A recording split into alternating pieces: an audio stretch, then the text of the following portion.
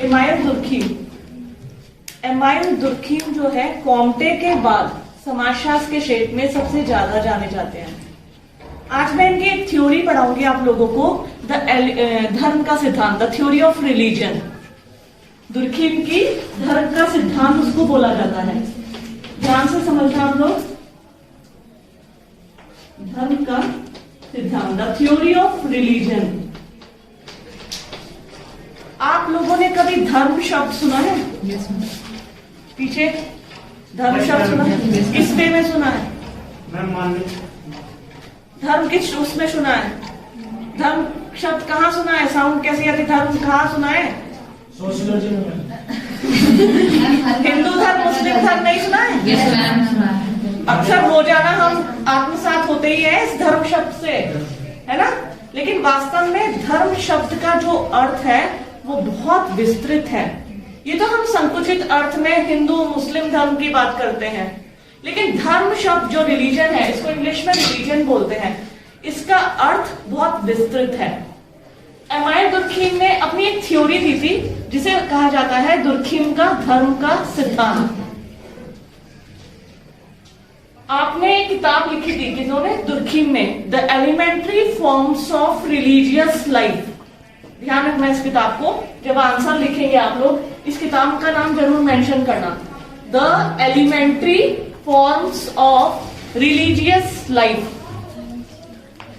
अपनी इस किताब में एमाइल दुर्खीम ने धर्म के बारे में विस्तार से बताया।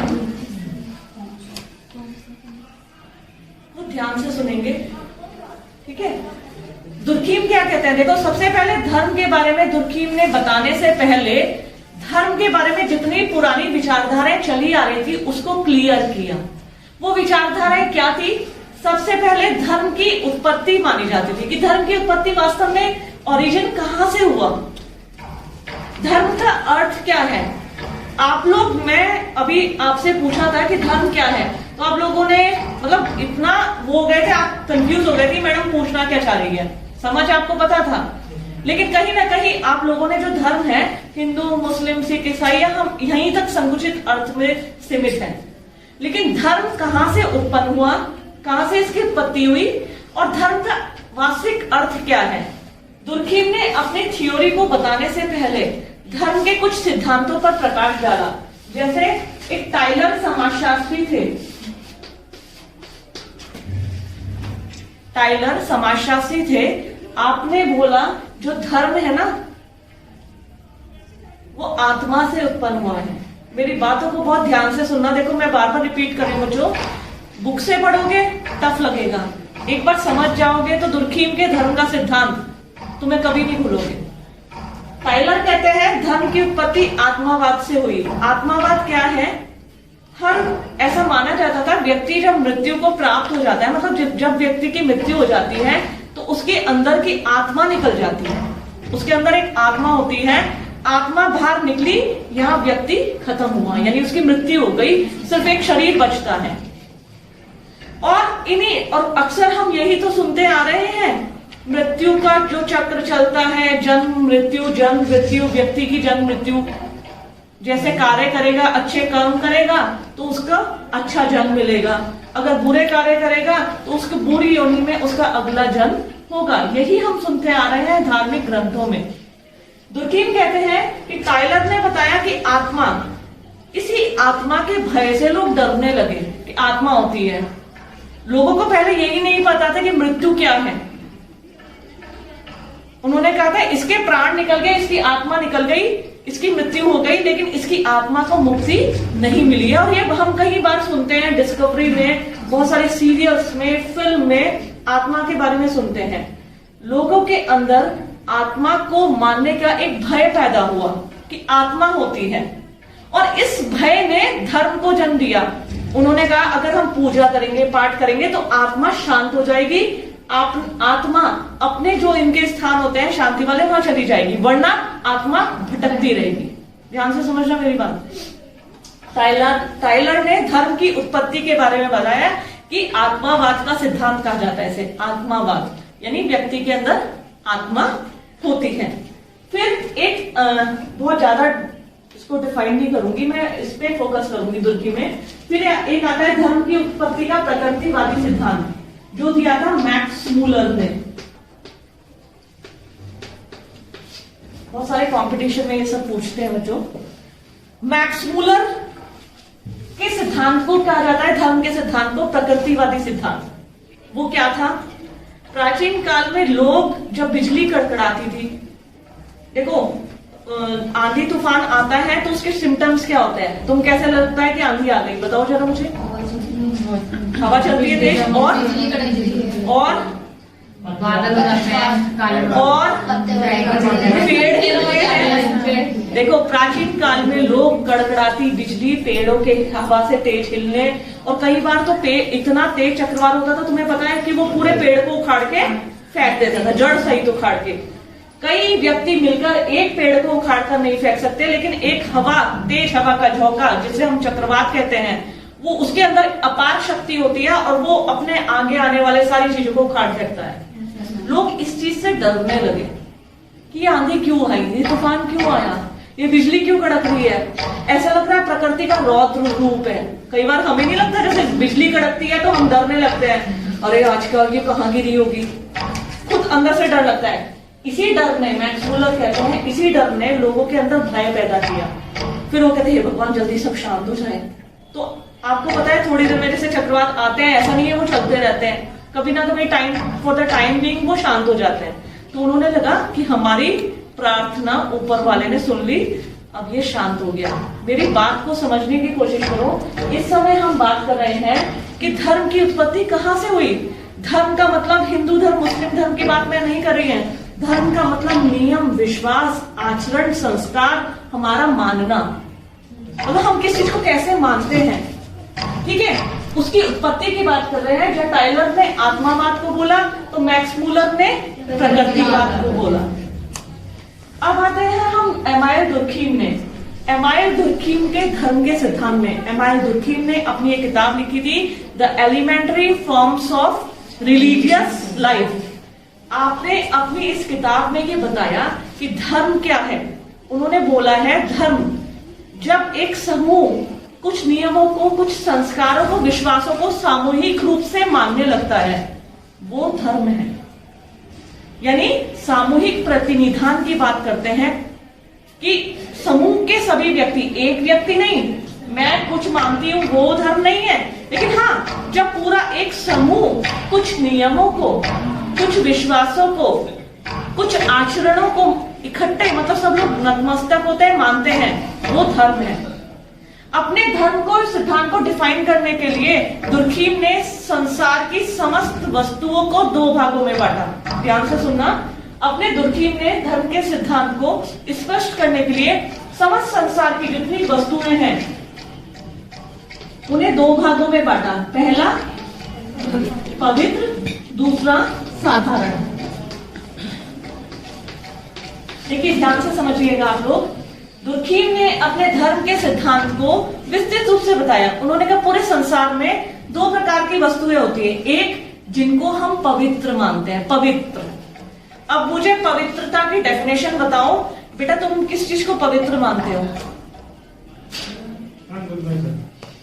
गंगा जल बोला उसने। निशा? रामायण पवित्र है, गीता पवित्र यानी धार्मिक ग्रंथ। और बताओ, ये तो हो गया। और किस किस चीज को पवित्र मानते हैं?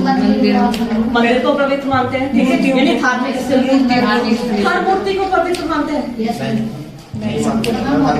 भगवान की मूर्तियों को, यानी एक विशेष प्रभु की मूर्ति को पवित्र मानते हैं। देखो इसका आंसर आप ही लोग बताओगे मुझे, तभी मैं आगे बढ़ूंगी। पवित्र और किस किस को मानते हैं? गंगा जल हो गया, गंगा नदी को पवित्र मानते हैं। और स्थल हो गए, कुछ ऐसे स्थल हैं जैसे सही जा रहे हो, ट्रैक पकड़ लिया तुमने। और हम हज कहते हैं ना, हज की यात्रा, यरूशलेम, काशी, मक्का, मदीना। देखिए पवित्रता के ध्यान से सुनो। दुर्खीम कहते हैं कि समस्त संसार की दो प्रकार की वस्तुएं हैं, पवित्र और साधारण। दुर्खीम कहता है कि जिन वस्तुओं को चीजों को हम पवित्र मानते हैं, उन्हें हम अपवित्र या साधारण से दूर रखने का प्रयत्न करते हैं। वो कैसे? जैसे मैं भगवान की मूर्ति को पवित्र मानती हूँ, ठीक है, या मैं मंदिर को पवित्र मानती हूँ, उसी कारण मैं अपने जूते चप्पल बाहर निकाल के जाती हूँ। चमड़ा, बेल्ट, पर्स लोग अक्सर मंदिर के बाहर रख के जाते हैं। रीजन बताओ क्यों? क्योंकि वहाँ ईश्वर। जूते चप्पल को हम पवित्र नहीं मानते, अपवित्र है, चमड़े से बनता है, मरे पशु की खाल से, ठीक है, इसलिए वो इससे हम फिर जैसे घर में कई बार तुमने देखा होगा बहुत सारे रिचुअल्स होते हैं, संस्कार जिससे हम कहते हैं। नवजात शिशु का जब घर में आगमन होता है, हम मानते हैं कि घर अपवित्र हो गया, होता है। फिर वो पवित्र कैसे होता है? देखो मैं कह रही ना, आंसर तुम ही लोगों के पास है। घर में जब नवजात शिशु का आगमन होता है या फिर किसी व्यक्ति की मृत्यु हो जाती है, तो हम ऐसा मानते हैं घर अपवित्र हो गया। फिर मंत्रोच्चारण से, पूजा पाठ से, हवन करके, गंगा जल छिड़ककर शुद्धिकरण किया जाता है, फिर हम कहते हैं घर पवित्र हो गया। ध्यान से समझो मेरी बात। दुर्खीम धर्म का सिद्धांत किसे कहते हैं? वो कहते हैं व्यक्ति जो सोचता है, नियम, विश्वास ही तो है ये मेरा कि घर अपवित्र हो गया था और गंगा जल छिड़कने से, हवन करने से, मंत्रोच्चारण करने से ये पवित्र हो गया। क्रिश्चियन धर्म में वाइन, रेड वाइन होती है, उसे बहुत पवित्र मानते हैं। देखो अलग अलग धर्म के नियम भी अलग अलग हैं, ध्यान से समझना। दुर्खीम कहते हैं समस्त संसार की वस्तुओं को दो भागों में बांटा जाता है, पवित्र और साधारण। जिन्हें हम पवित्र समझते हैं, उन्हें साधारण से दूर रखने का प्रयत्न करते हैं, और उसी के लिए हम विभिन्न प्रकार के आयोजन करते हैं। आयोजन क्या? पूजा पाठ, धार्मिक कर्मकांड, ये सब आयोजन करते हैं। यही से धर्म की उत्पत्ति हुई है, मानने से, विश्वास से, किसी अलौकिक शक्ति पर विश्वास से, ठीक है। तो दुर्खीम कहता है, क्लियर हो गया ना, समस्त संसार की वस्तु को उन्होंने दो भागों में बांटा, एक पवित्र, दूसरा साधारण। जिन्हें हम पवित्र मानते हैं, उन्हें हम असाधारण और अपवित्र से दूर रखने का प्रयत्न करते हैं। उसके लिए हम कुछ आचरण करते हैं। आचरण मतलब कुछ कार्य, पूजा पाठ करना, ठीक है, धार्मिक अनुष्ठान करना, मंत्रोच्चारण करना, गंगा जल छिड़कना, मतलब कुछ ऐसे कृत्य, कार्य जिनको हम पवित्र ही मानते हैं, और इससे उसकी पवित्रता, चाहे वो धार्मिक स्थल है, चाहे कोई धार्मिक ग्रंथ है, चाहे कोई स्थल है, चाहे कोई मूर्ति है, उसकी पवित्रता बनी रहती है, ठीक है। अब आगे चलते हैं हम। मात्र दुर्खीम का सिद्धांत यहीं तक वो नहीं है। अपने दुर्खीम ने धर्म के सिद्धांत को और डिफाइन किया। उन्होंने बोला, ऑस्ट्रेलिया जानते हैं, एक देश है, कंट्री है ऑस्ट्रेलिया, उसमें एक ट्राइब है, जनजाति अरुंटा। दुर्खीम ने फिर जिक्र किया ऑस्ट्रेलिया की अरुंटा जनजाति का।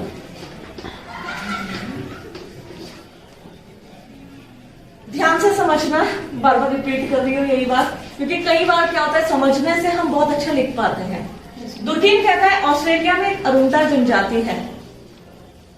अब एक एग्जांपल दूंगी, जैसे मैं कोई काम अकेले खड़ी कर रही हूँ, ताली बजा रही या कुछ पूजा कर रही, ठीक है, कुछ नहीं, लेकिन मैं एक ऐसी जगह गई जो बहुत सारे लोग हैं, ठीक है, वो तेज तेज ताली बजा रहे हैं, आरती बजा रहे हैं, मंजीरे बज रहे हैं, ढोल बज रहे हैं, तो कहीं ना कहीं हमारा ब्लड सर्कुलेशन, तुमने देखा है इस सब चीज को, तुम कहीं चुपचाप चलते हो तो कुछ नहीं होता, लेकिन तेज भागकर जाते हो, सांस चढ़ने लगती है, ब्लड प्रेशर सर्कुलेशन वो होता है, पसीने भी आने लगते हैं। तो कई बार जो मंदिर या कई ऐसी जगह होते हैं जब हम ग्रुप में होते हैं, आनंद सा नहीं आता पूजा का, तेज से ताली बजाने, ऐसा लगता है। सेम ऐसा ही ऑस्ट्रेलिया की अरुंटा जनजाति, वो कहते हैं जब वो लोग समूह में इकट्ठा होते थे, समूह में इकट्ठा होकर धार्मिक अपने रीति रिवाजों को, जैसे तेज तेज ताली बजाना, ढोल मंजीरे बनाना, उन्हें ऐसा लगता था उनके अंदर एक अद्भुत शक्ति आ गई। जबकि वो अकेले ऐसा काम करते हैं तो कोई शक्ति नहीं आती, लेकिन जब वो समूह में मिलते हैं, ऐसा काम करते हैं, तो उनके अंदर एक अजब सी शक्ति का संचार होने लगता है। उन्होंने कहा समूह में शक्ति है। ध्यान से सुनो मेरी बात। अरुंटा जनजाति जब समूह में एकत्रित होकर कुछ कार्य करती थी और धार्मिक अनुष्ठान संपादित करती थी, तो उन्हें लगने लगता था कि हमारे समूह में कुछ शक्ति है, उन्होंने इसे सामूहिक प्रतिनिधान बोला, यानी समूह के अंदर शक्ति होती है, और उन्होंने बोला समाज ही वास्तविक देवता है। दुर्खीम कहते हैं समाज ही वास्तविक देवता है, समूह में शक्ति है। और ये सभी लोग जब नतमस्तक होने लगते थे, मतलब समूह की शक्ति के आगे सब लोग झुकने लगते थे कि हाँ वास्तव में समूह में शक्ति तो है, ये तो मानना पड़ेगा। तो इसे दुर्खीम ने सामूहिक प्रतिनिधान भी बोला। अपने धर्म के सिद्धांत को और डिफाइन करते हुए दुर्खीम ने एक और शब्द का प्रयोग किया, एक और बात बताई, टोटमवाद की। एक शब्द उन्होंने आपने इस्तेमाल किया था, टोटमवाद। देखो अब ये टोटम क्या है, इसको टोटके से मत लेना।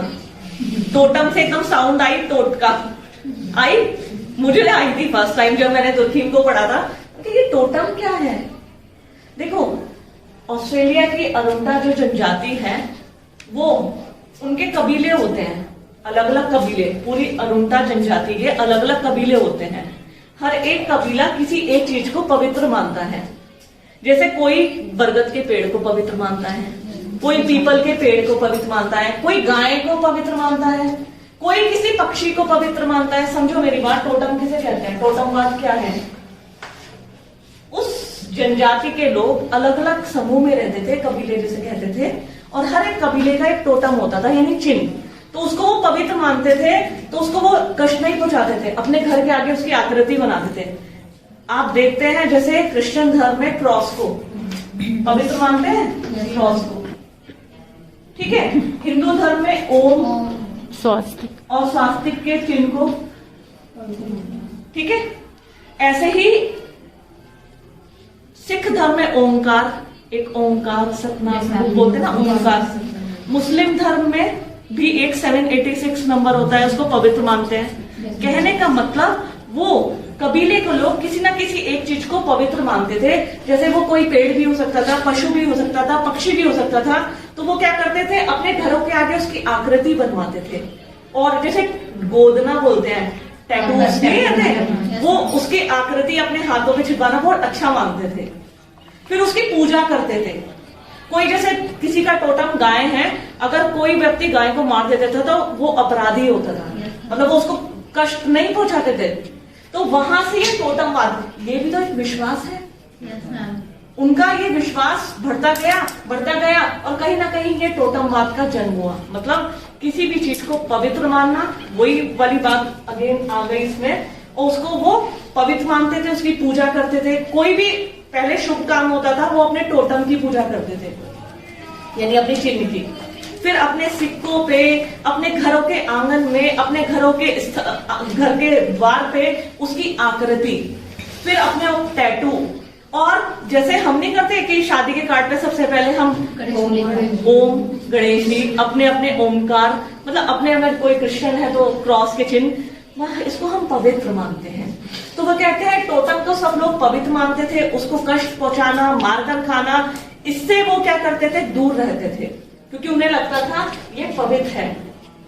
और यहीं से धर्म का उदय हुआ है, धर्म का जन्म हुआ है। मतलब हमारे मानने, विश्वास करने से धर्म की उत्पत्ति हुई है। धर्म का मैंने बार बार रिपीट कर रही हूँ, मुस्लिम हिंदू धर्म नहीं है। धर्म का वास्तविक अर्थ है विश्वास, आचरण, संस्कार। और वास्तव में दुर्खीम कहते हैं कि सामूहिक चेतना की अभिव्यक्ति ही धर्म है।